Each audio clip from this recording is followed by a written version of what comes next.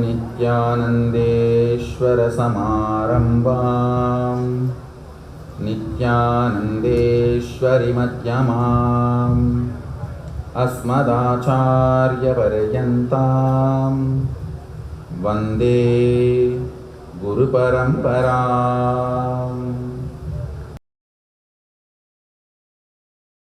உங்கள் அனைவரையும் வணங்கி வரவேற்கின்றேன். உலகம் முழுவதிலும் இருமுனை காணொலி காட்சியின் வழியாகவும்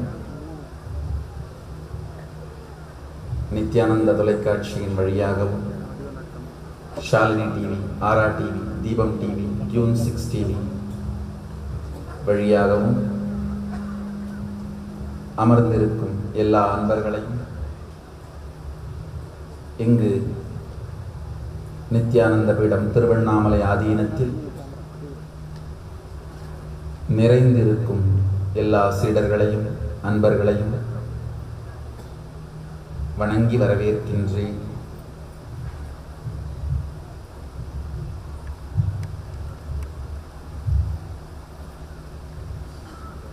இருமுனை காணொலி காட்சியின் வழியாக உலகம் முழுவதும் அமர்ந்து சத்சங்கத்தை கேட்டுக்கொண்டிருக்கும் தமிழ் உலகை வணங்கி வரவேற்கின்றேன்.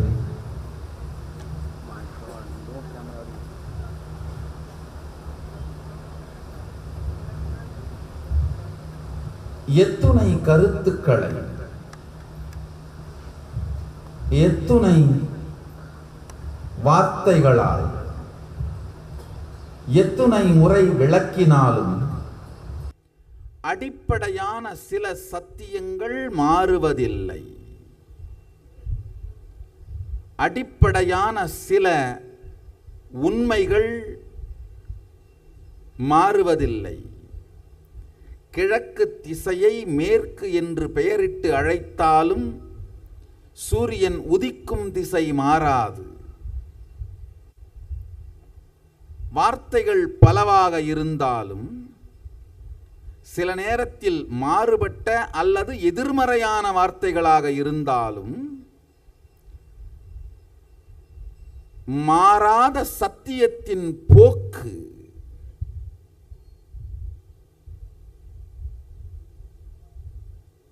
என்றுமே மாறாதது. மாறாத சத்தியத்தின் போக்கு. வாழ்க்கையில் இந்த மாறாத சத்தியத்தின் போக்கை கற்றுக்கொண்டவர்கள் வெற்றியடைகிறார்கள். நல்லா தெரிஞ்சுக்குங்க. பல பேர் என்கிட்ட கேட்கறது உண்டு, ஏன் சாமி நல்லவங்கள்லாம் கஷ்டப்படுறாங்க, கெட்டவங்கள்லாம் நல்லா இருக்காங்க? நீங்கள் நல்லவங்கன்னு நினைக்கிறதுனால ஒருத்தர் நல்லவங்களும் இல்லை, நீங்கள் கெட்டவங்கன்னு நினைக்கிறதுனால ஒருத்தர் கெட்டவங்களும் கிடையாது. உங்களுக்கு நல்லவர் இன்னொருத்தருக்கு கெட்டவராக இருக்கலாம், உங்களுக்கு கெட்டவர் இன்னொருத்தருக்கு நல்லவராக இருக்கலாம். பிரபஞ்சத்திற்கு யார் நல்லவரோ அவர் வெற்றி அடைகிறார்.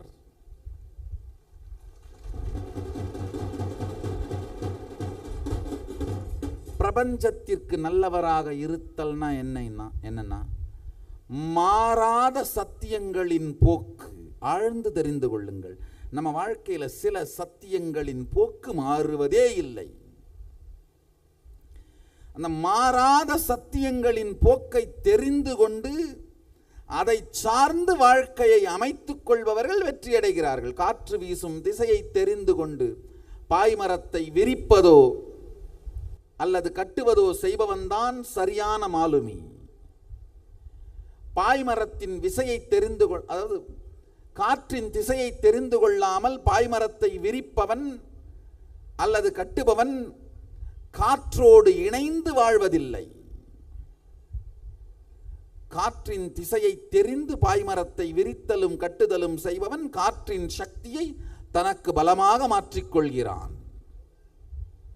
இது மாதிரி தான் வாழ்க்கையில் நம்ம எல்லாருக்குள்ளேயும் கற்பதரு, நினைத்ததை நிஜமாக்கும் ஒரு சக்தி இருக்கின்றது.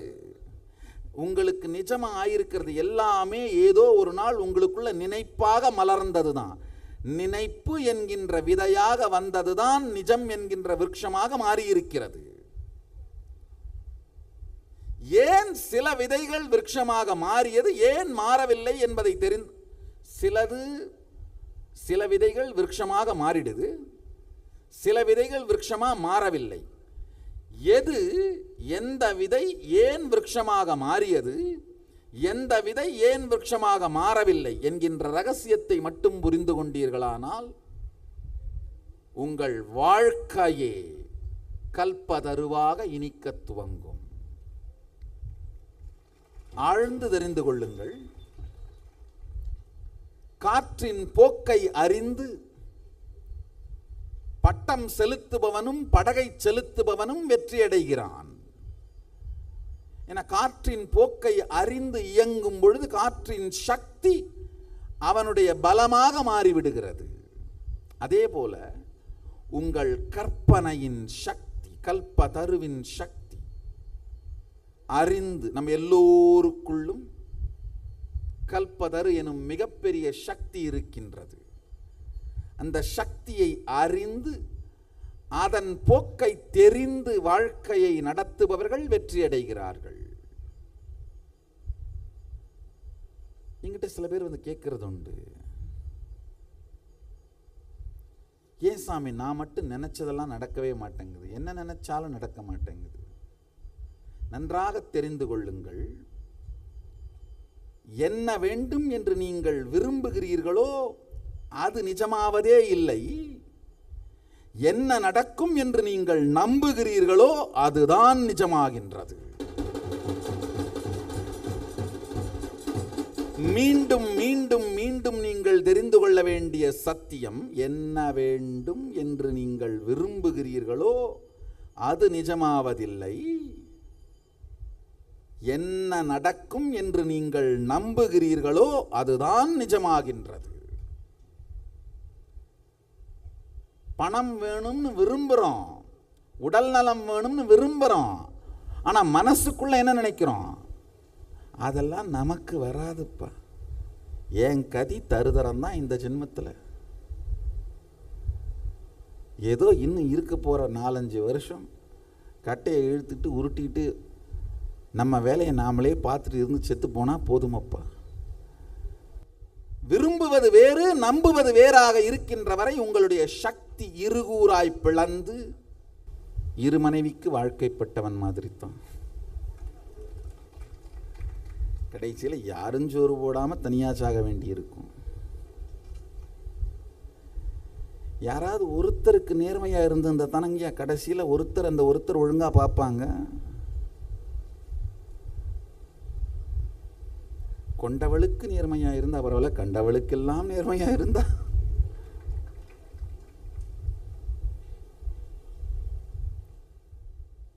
உங்களுடைய விருப்பமும் நம்பிக்கையும் இருகூறாய் பிரியுமானால் இரு மனைவிக்கு வாழ்க்கைப்பட்டவனைப் போலத்தான்.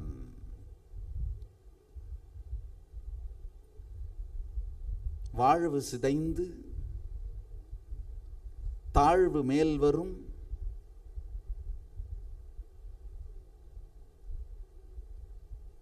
மாறாத சில சத்தியங்கள்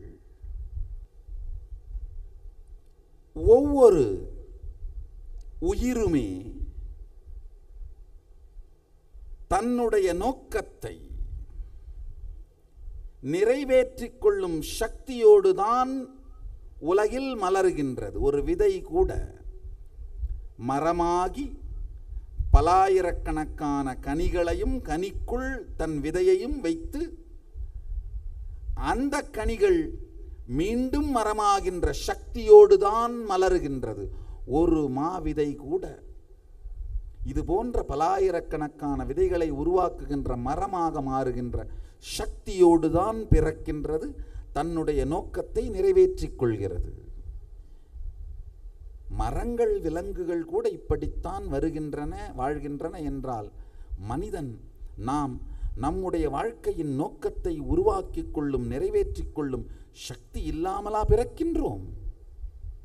நிச்சயமாக கிடையாது. நாம் எல்லோருமே நமக்குள் இருக்கும் மிக உயர்ந்த சாத்தியக்கூறான சதாசிவத்துவம் என்கின்ற மிக உயர்ந்த ஞான அனுபூதி, இறை அனுபூதி, இறைவனோடு ஒன்றாயிருத்தல் என்கின்ற சுத்த அத்வைத அனுபூதி மலருவதற்கான சாத்தியத்தோடு தான் பிறக்கின்றோம். இது நமக்கு சாத்தியம், இது சத்தியம். நாம் யாரும் வறுமையில் நம்மை தாழ்த்திக் கொண்டு புலம்புவதற்கோ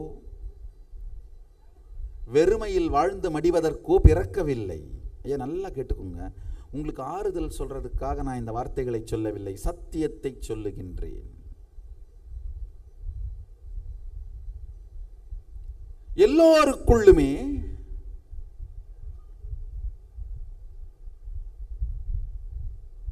சதாசிவத்துவம் என்கின்ற இறை சக்தி முழுமையாக நிறைந்து இருக்கின்றது.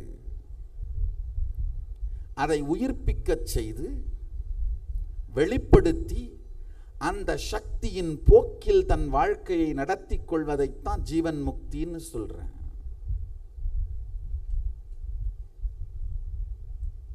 அந்த குண்டலினி சக்தி விழிப்படைந்த, மூன்றாவது கண் விழிப்படைந்த சீடர்கள் அவர்களுக்கு இருக்கின்ற சக்தி ஆற்றல்களை எல்லாம் வெளிப்படுத்தும் பொழுது பார்த்திருப்பீங்க. எத்தனை பேர் அதை பார்த்துட்டு அது எனக்கும் சாத்தியம்தான் நினைச்சிங்க? சொல்லுங்க. ஆஹா, நல்லது. உங்க எல்லாருக்கும் சாத்தியம். நல்லா தெரிஞ்சுக்கோங்க, உங்க எல்லாருக்கும் சாத்தியம். எத்தனை பேருக்கு இதெல்லாம் நமக்கு வராதப்பா அப்படின்னு நினைச்சுங்க? கை தூக்குங்க. அப்ப உங்களுக்கு வராது. தப்பா எடுத்துக்காதீங்க, வேற ஒண்ணும். இதுதான் சத்தியம். இப்பவாவது உங்கள் மனநிலையை மாற்றுங்கள். நல்லா புரிஞ்சுக்கோங்கயா. உங்களை போன்று சாதாரணமான மனிதர்கள், நபர்கள் தான் உங்கள் முன்னாடி செஞ்சு காமிச்சாங்க.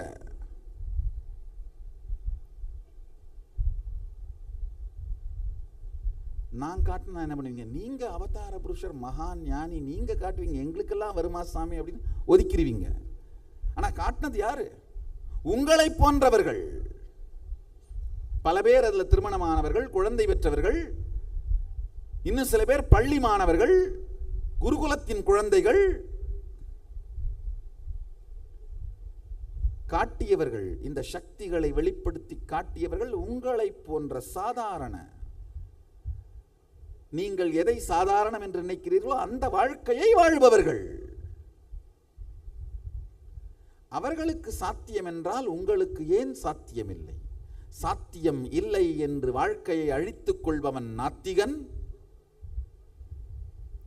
சாத்தியம் முயன்றுதான் பார்ப்போமே என்று நினைப்பவன் ஆத்திகன். முயன்றேன், முடிந்தது என்பவன் நம் சீடன்.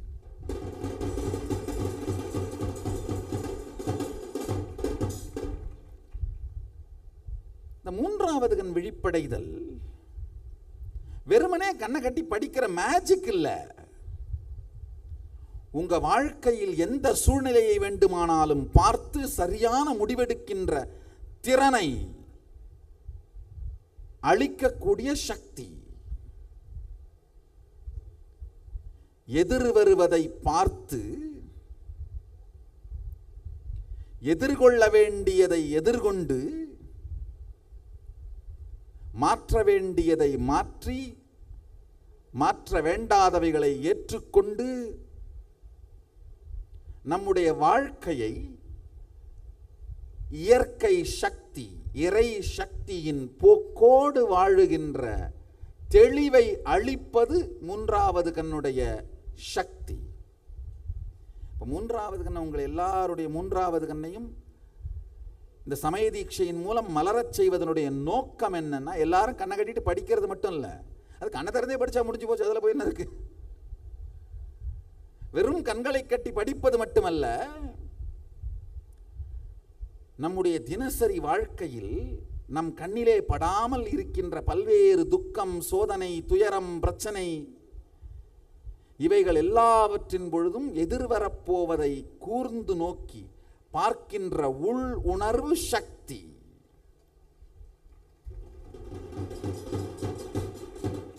இதனால மாற்ற வேண்டியதை மாற்றும் சக்தி, மாற்ற தேவையில்லாததை ஏற்றுக்கொள்ளும் புத்தி. எத்துணைதான் மாற்றினாலும் இந்த உலகமே மாறிக்கொண்டே இருக்கின்ற கனவுதான் என்று தெளிவாகின்ற யுக்தி, இந்த கனவை எத்தனை முறைதான் பார்த்து கொண்டே இருப்பது என்று அதிலிருந்து விழித்துக் கொள்வதுதான் முக்தி.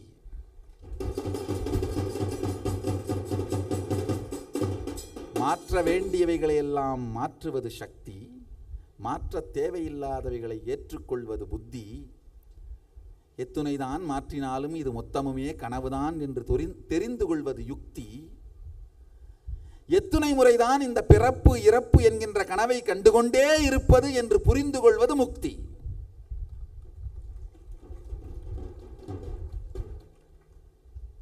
இந்த தெளிவு பிறந்தவுடன் நம் உணர்வே மலர்ந்து உயிரே இயற்கையையும் உலகத்தையும் ரசிப்பதுதான் பக்தி. நமக்குள் இந்த நிம்மதி மலரும் பொழுது, அப்பா எத்துணை முறை இந்த பிறப்பு இறப்பு எனும் கனவை கண்டுகொண்டே இருப்பது. ராமாயணத்தில் ஒரு அருமையான கதை, மிக அருமையான கதை. ஹனுமான் பெரிய ஞானி.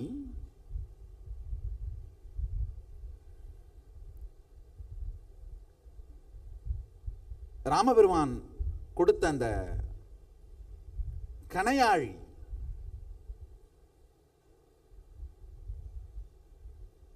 மோதிரத்தை எடுத்துக்கொண்டு சீதையை பார்ப்பதற்காக கடலை கடந்து கொண்டிருக்கின்றான்.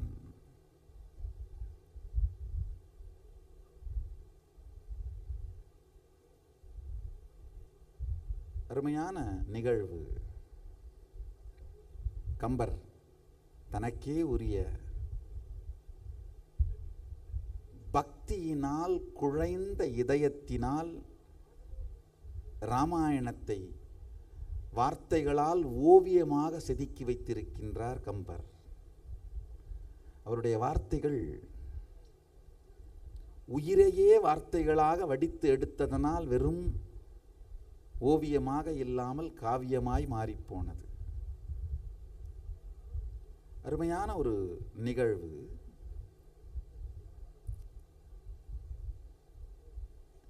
இடையிலே அனுமன் பறந்து கொண்டிருக்கின்ற இடையிலே ஒரு ராட்சசி அனுமனை சற்றே இருந்து பொறுத்து ஓய்வெடுத்து கொண்டு விருந்து உண்டு விட்டு செல்னு கேட்கிறார்.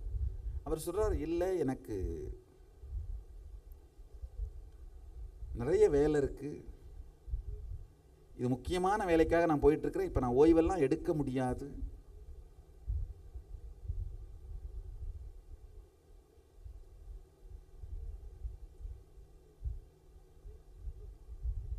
நரக்கி ரொம்பவும் வேண்டி கேட்டுக் கொள்கின்றாள்.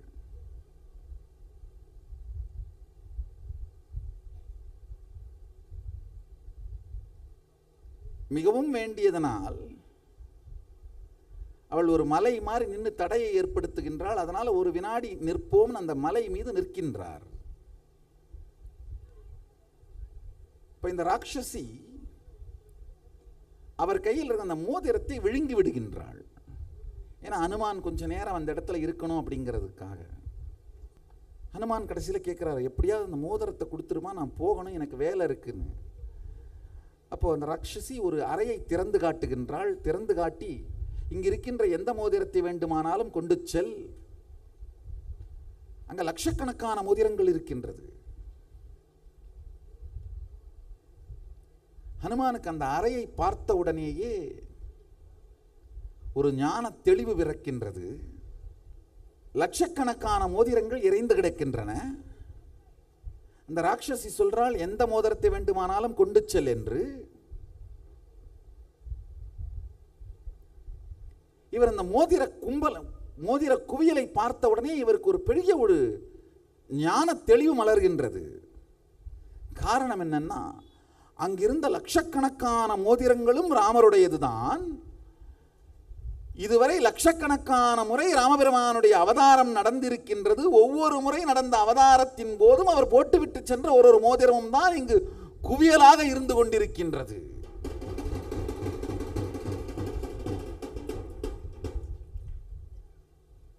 ஆழ்ந்து புரிந்து கொள்ளுங்கள்.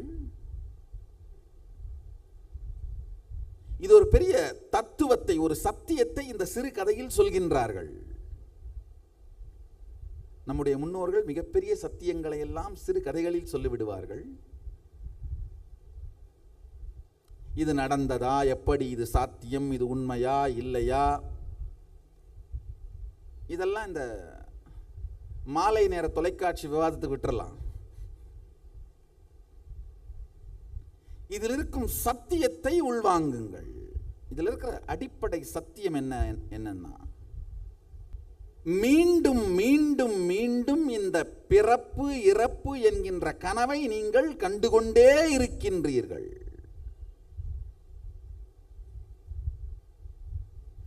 இந்த கனவு மீண்டும் மீண்டும் வருவது நிற்கும் வரை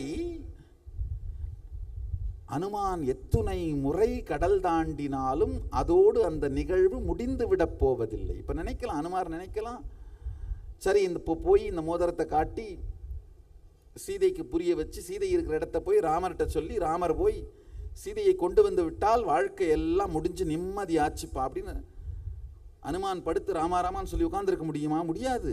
மீண்டும் இது நடக்கும்.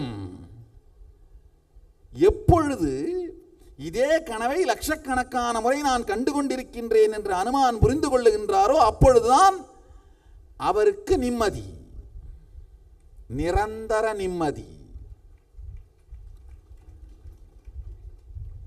இறுதியான சத்தியம் இதுதாங்கய்யா. எத்துணை உங்களுடைய நினைப்பும் எத்துணை விதமான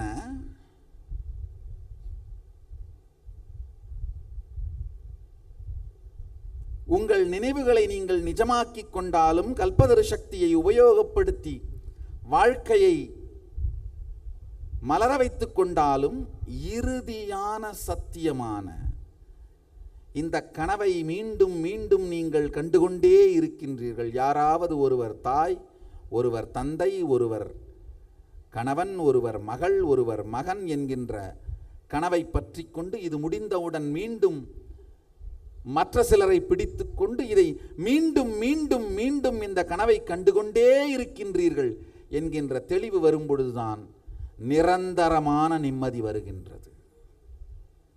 நிரந்தரமான வாழ்க்கையை சார்ந்த நிரந்தரமான தீர்வுக்குள் நுழைகின்றீர்கள். உடனடி தீர்வு, நிரந்தர தீர்வு.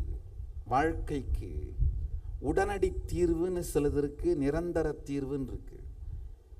இப்போ ஒரு கடல்ல விழுந்துட்டீங்கன்னா நீச்சல் அடிக்கிறது உடனடி தீர்வு. ஆனா நீச்சல் மட்டுமே அடிச்சிட்டு இருக்கிறது தீர்வு கிடையாது. நீச்சல் அடிக்கும் பொழுதே படகை கட்டிடணும். ஏன்னா படகு தான் நிரந்தர தீர்வு. நான் நீந்துறேன் அப்படின்றதுக்காக படகை கட்ட முடியாதுன்னு சொன்னா முடியாது. நான் படகை கட்டுறேன் நீந்த முடியாதுன்னு சொன்னாலும் முடியாது. நீந்தும் பொழுதே படகை கட்டுபவனே வாழ்க்கையில் வெற்றி அடைகின்றான். நீந்துறேன் படகை கட்ட முடியாதுன்னு சொன்னா வெறும் உடனடி தீர்வுகளை மட்டும் வைத்து வாழ்க்கையை வாழ்வீர்கள். நிரந்தர தீர்வை நோக்கி போக மாட்டீர்கள். நான் படகை கட்டணும் நீந்த முடியாதுன்னு சொன்னா முடியாது, முழுகி போவீர்கள். நிரந்தர தீர்வு, உடனடி தீர்வு இரண்டும் நம் வாழ்க்கையில் முக்கியம். ஒரு நல்ல விஷயம் என்னன்னா, இன்னைக்கு நீங்க எடுத்துக்கு போற கல்பதர் பூரணத்துவ தீட்சையும் சமய தீட்சையும் இரண்டுக்குமான ஒரே தீர்வு. இது உங்கள் வாழ்க்கையின் போக்கிற்கு உடனடி தீர்வு மற்றும் நிரந்தர தீர்வு. தினந்தோறும் இரவு 21 நிமிடமாவது உறங்குவதற்கு முன்பு பூரணத்துவ தியானத்தை செய்யுங்கள். இன்று உங்களுக்கு அளிக்கப்பட்ட பூரணத்துவ தியானத்தை செய்யுங்கள். நேரம் கிடைக்கும் பொழுதெல்லாம் இப்பொழுது உங்களுக்கு அளிக்கப்பட போகின்ற சிவதீட்சை முதல் நிலையான சமய தீட்சை மந்திரத்தை உயிருக்குள் ருசித்துக் கொண்டே இருங்கள். நிரந்தரமாக அந்த மந்திரத்தை உயிருக்குள் ஓடவிட்டு கொண்டே இருங்கள். காணொளி காட்சியின் வழியாகவும், இருமுனை காணொளி காட்சியின் வழியாகவும், இணையதள தொலைக்காட்சியின் மூலமாகவும், முகநூல் வழியாகவும், தொலைக்காட்சிகளின் வழியாகவும் பார்த்து கொண்டிருக்கும் அன்பர்கள், அடுத்த பௌர்ணமி திருவண்ணாமலை ஆதீனத்திற்கு வந்து பூரணத்துவ தீட்சையையும்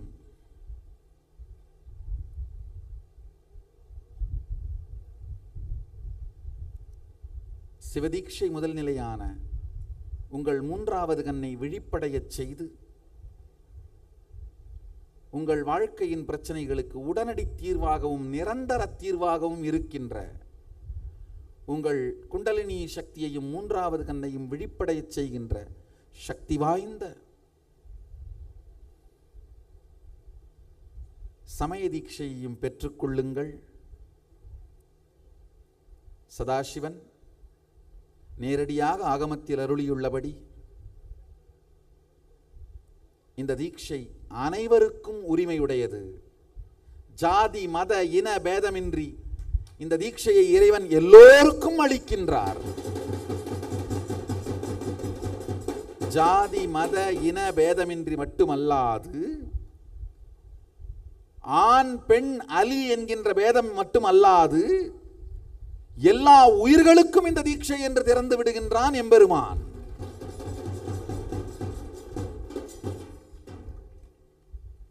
என்னிடம் சில ஹிந்து விரோதிகள் இது எப்படி நீங்க எல்லா ஜாதிகளுக்கும் கொடுக்கலாம்னு கேட்டார்கள், விவாதம் செய்தார்கள். உண்மையில பாத்தீங்கன்னா இந்த விவாதத்தை எல்லாம் உருவாக்குறவன் வாழ்க்கையில இந்த தீட்சையை பத்தி கவலையே படாதவன் தான்.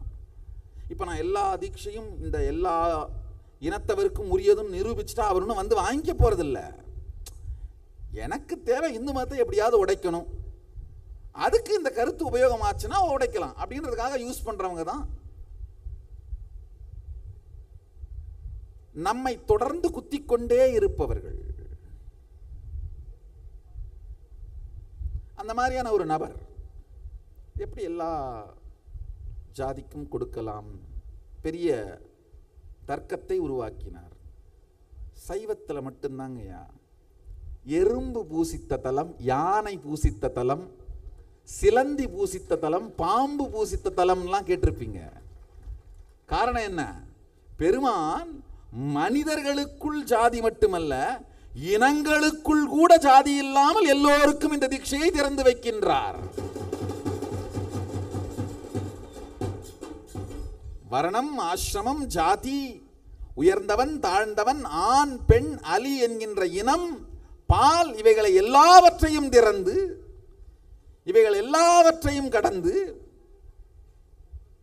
மிருகங்கள் கூட எல்லாவற்றிற்கும் இந்த தீட்சை என்று திறந்து விடுகின்றார். அதனால தான் சைவத்தில் மட்டும்தான் மாடு பூசித்த தலம், ஆடு பூசித்த தலம், பாம்பு பூசித்த தலம், எறும்பு பூசித்த தலம், அவைகளெல்லாம் பூசிக்கும் பொழுது ஜாதி எங்கிருந்து வந்தது? பல பேர் என்கிட்ட கேட்கறது, பெண்களுக்கு எப்படி நீங்க தீட்சை கொடுக்கலாம், இந்த குறிப்பிட்ட ஜாதிக்கு எப்படி நீங்க கொடுக்கலாம்? பெருமான் இனம் ஜாதி மட்டுமல்ல, உயிரினங்களிலேயே பேதமில்லாமல் திறந்து விட்டிருக்கின்றார். எல்லா உயிர்களுக்குமான தீட்சை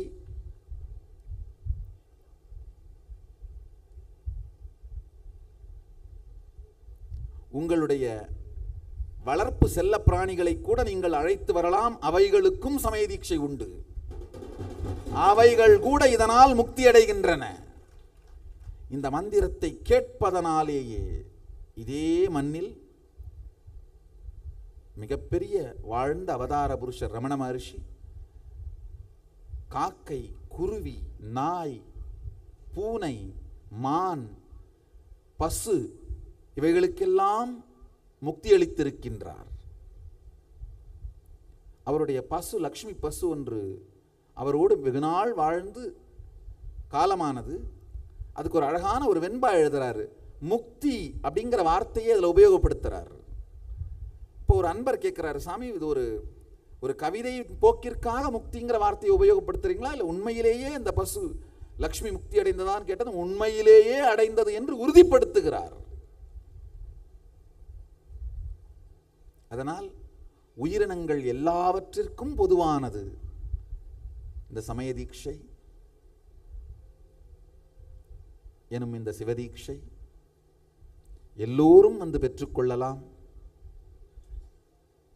இதனால் உங்கள் ஜீவன் சிவமாகும், அகம் சிவோகமாகும். மூன்றாவது கண்மலரும். தினந்தோறும் இந்த 2 விஷயங்களை மட்டும் செய்து வாருங்கள். இரவு உறங்கும் முன் 21 நிமிடம் பூரணத்துவ தியானம். காலை முழுவதும் பகல் முழுவதும் நேரம் கிடைக்கும் பொழுதெல்லாம் இப்பொழுது உங்களுக்கு அளிக்கப்படும் சமய தீட்சை மந்திரத்தை ஆழ்ந்து தொடர்ந்து ஜெபித்து வாருங்கள். இந்த தீட்சை முறை காமிகாகமத்தின் முறைப்படி அளிக்கப்படுகின்றது. பெரும்பாலான தென்னாட்டின் ஆலயங்கள் காமிகாகமத்தின் அடிப்படையில் தான் அமைக்கப்பட்டிருக்கின்றது. அந்த ஆலயங்களில் பொங்கி வழியும் பொங்கி வெடிக்கும் பெருமானுடைய சதாசிவனுடைய சக்தியை உங்கள் வாழ்க்கையில் மலரச் செய்ய, அந்த சக்தியோடு உங்களை இணைத்துக் கொள்வதற்கான முறை இந்த சமய தீட்சை. உங்களுடைய கவனம் முழுவதையும் நேரம் கிடைக்கும் பொழுதெல்லாம் இந்த மந்திரத்தின் மீதேயே வைத்திருந்தீர்களானால் மூன்றாவது கண் விழிப்படைந்து உங்கள் தினசரி வாழ்க்கையில் வருகின்ற பிரச்சனைகளுக்கான உடனடி தீர்வாகவும் இருந்து, வாழ்க்கை எனும் மிகப்பெரிய பிரச்சனைக்கு நிரந்தர தீர்வாகவும் இருந்து,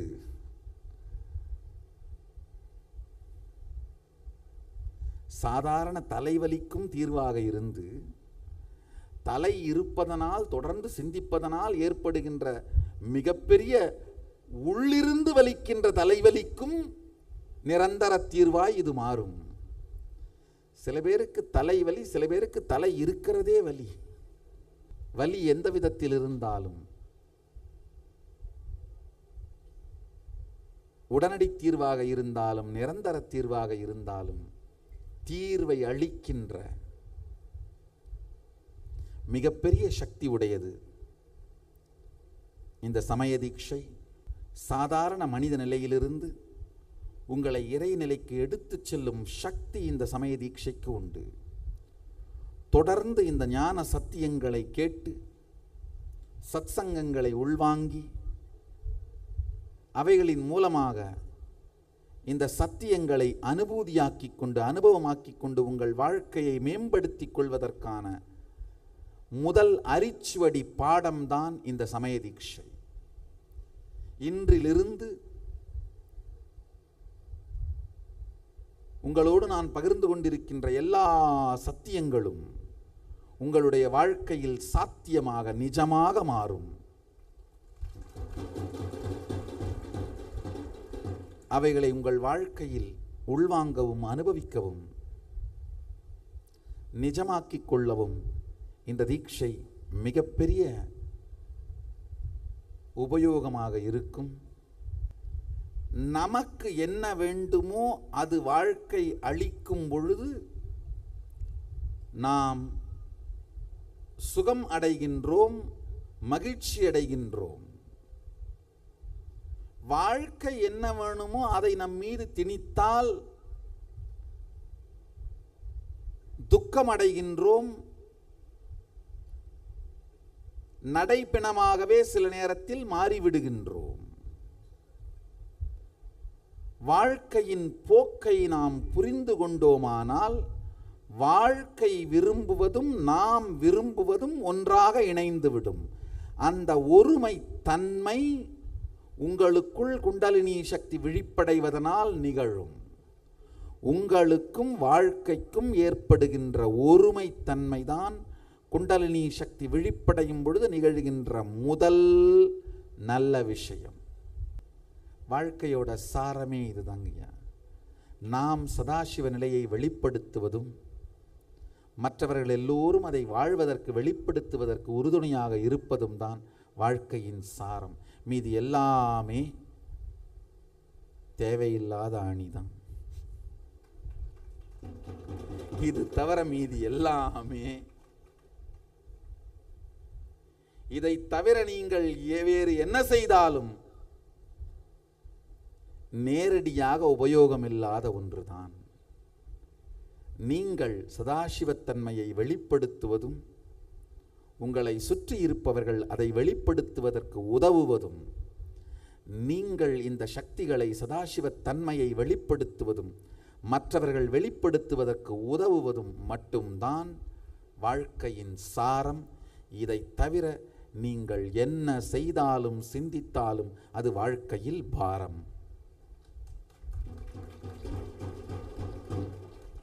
இது மட்டுமே வாழ்க்கையின் சாரம். இதை தவிர மற்ற எல்லாமே வாழ்க்கையில் பாரம். தமிழினமே விழித்துக்கொள். பல்லெடுங்காலமாக எந்தெந்த துறை மூலமாகவெல்லாம் வாழ்க்கையில் தீர்வு கிடைக்கும் என்று தேடிவிட்டாய். எத்துறையினாலும் தீர்வு கிடைக்காது சைவத்துறையை விட்டொழித்தால் வாழ்க்கைக்கு தீர்வு ஆன்மீகத்துறையினால் மட்டும்தான். மற்ற எல்லா துறையும் ஊறுகாயாகவும் உப்பாகவும் இருக்கலாம், சோறாய் மாற முடியாது. சோறு சுகம் தரும் சைவமே. அரசியலாகட்டும், சினிமாவாகட்டும், பொழுதுபோக்காகட்டும், வாழ்க்கையில் வேறு எத்துறையானாலும் ஊறுகாயாகவும் உப்பாகவும் கூட்டாயும் பொரியலாயும் இருக்கலாம். ஆனால் ஆன்மீகம்தான் அடிப்படை உணவாக, சாரமாய் சாராய் சோராய் ஆன்மீகம்தான் இருக்க முடியும்.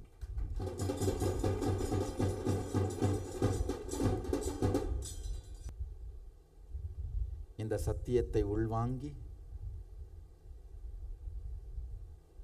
உங்கள் மூன்றாவது கண்ணை விழிப்படையச் செய்யும் சமய தீட்சையை பெற்று மூன்றாவது கண்ணை விழிப்படையச் செய்து வாழ்க்கையை மேம்படுத்திக் கொள்வீர்களாக. சதாசிவன் சக்திகளை வெளிப்படுத்தி மனித நிலையிலிருந்து இறைநிலைக்கு செல்வீர்களாக.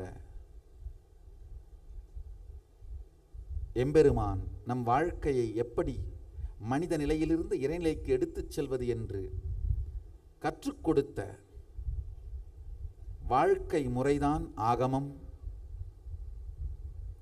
எனவே இந்த ஆகமத்தின் சத்தியங்களை உள்வாங்கி, தீட்சைகளையும் உள்வாங்கி, உங்கள் வாழ்க்கையை சவநிலையிலிருந்து சிவநிலைக்கு, ஜீவநிலையிலிருந்து சிவநிலைக்கு, மத்திய நிலையிலிருந்து சத்திய நிலைக்கு, அகநிலையிலிருந்து சிவோக நிலைக்கு கொண்டு செல்வீர்களாக. இருமுனை காணொலி காட்சியின் வழியாக அமர்ந்திருக்கும் டொரண்டோ ஆதீனம், மெல்போர்ன் ஆதீனம், பிலடெல்பியா ஆதீனம், செலாங் மலேசியா ஆதீனம், கோலாலம்பூர் ஆதீனம், கூலிம் ஆதீனம், ஹைதராபாத் குப்தகாஷி ஆதீனம், புரூக்லின் நியூயார்க் ஆதீனம், செரம்பான் ஆதீனம், கென்ட் ஆதீனம் அனைவருக்கும் பூரணமான ஆசிகள்.